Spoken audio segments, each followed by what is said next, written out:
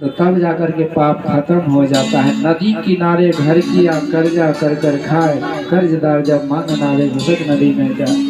तीन संत महापुरुष कहते ब्रह्म रंध्रम प्रविश्यंतस्ते यान्ति परमाम गति। जब ब्रह्म रंध्र में ईश्वर के पास जाने का जो दसम द्वार है उसमें जब हम प्रवेश करते हैं तब हम पाप से बच जाते हैं, निकल जाते हैं। यही ध्यान योग में बतलाया जाता है। इसी का अर्थ भगवान ने दिया कि भगवान ने उस अगासुर के ब्रह्मरंध्र का भेदन किए। तो यही ब्रह्मरंध्र है, जो दोनों आंखों के बीच का जो द्वार है उसे ही ब्रह्मरंध्र कहते हैं। उसी में प्रवेश करने से ये पाप से मुक्ति मिलती। अब देखिए अगासुर का उद्धार हुआ। इसके बाद जो ब्रजवासी गोचारण करने जंगल आए थे ना, तो अपना अपना भोजन का वो रखे थे, सब जो कपड़े में बांध के लाए थे। अब भगवान के चारों तरफ ब्रजवासी घेर लिए भगवान को, और एक दूसरे को मिल बांट करके सब ने तो पहले भगवान को दी, कन्हैया मेरा खाओ, मेरा मक्की रोटी खाओ, बाजरे का रोटी खाओ, चने का रोटी खाओ, मेरा दूध लो, चटनी लो, चोखा लो, अचार लो, आंवला का, कटहल का, आम का, इमली का, हजारों वैरायटी है सबके पास। तो सब भगवान को देते गए। भगवान एक एक उंगली में अचार फंसा लिए, चटनी ले लिए, रोटी ले लिए, बड़े मजे से माखन रोटी सब खा रहे हैं। अब भगवान को तो सब दे दिए, तो भगवान का आइटम बहुत हो गया, ब्रजवासी को थोड़े थोड़े रहा। अब ब्रजवासी भगवान से लगे झपटने, भैया हमको भी तो तुम्हारे पास बहुत आइटम है। तो इस तरह से भगवान से छीना झपटी करके ब्रजवासी ले रहे हैं। आज भगवान का प्रसाद ग्रहण करके ब्रजवासी अपने आप को धन्य धन्य कर रहे हैं।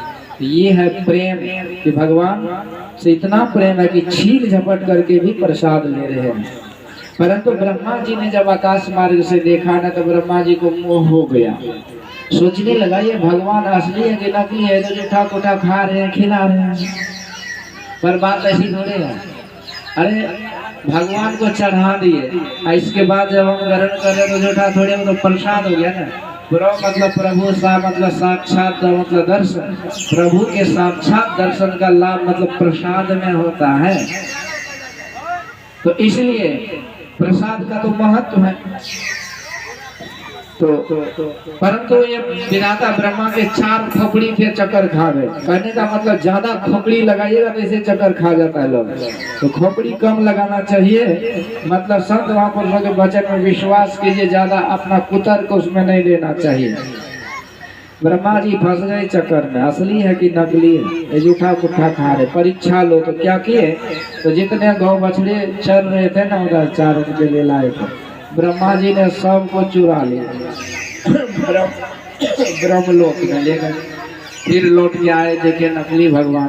क्या हुआ, ब्रजवासी प्रसाद ग्रहण करने में इतने लीन हो गए ना कि होश ही नहीं रहा गौ बछड़े कहाँ है। तो भगवान को कहते कन्हैया तुम ही थोड़ा सा लौटा के लिया। भगवान गए उधर, देखते गौ बछड़े का आता पता नहीं। आश्चर्य हो गया। सोचने लगे ब्रजवासी को बुलाता हूँ, सब कोई जाएंगे आगे दूर तक, देखेंगे क्या है कहाँ है।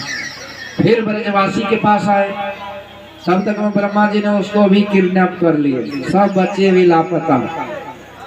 अब प्रभु सोचते हैं कि आखिर ये इतना बड़ा सातिर चोर कौन आ गया। भाई चोरों का सरदार तो मैं हूँ, और चोर के सामने कौन सी चोरी हो गई।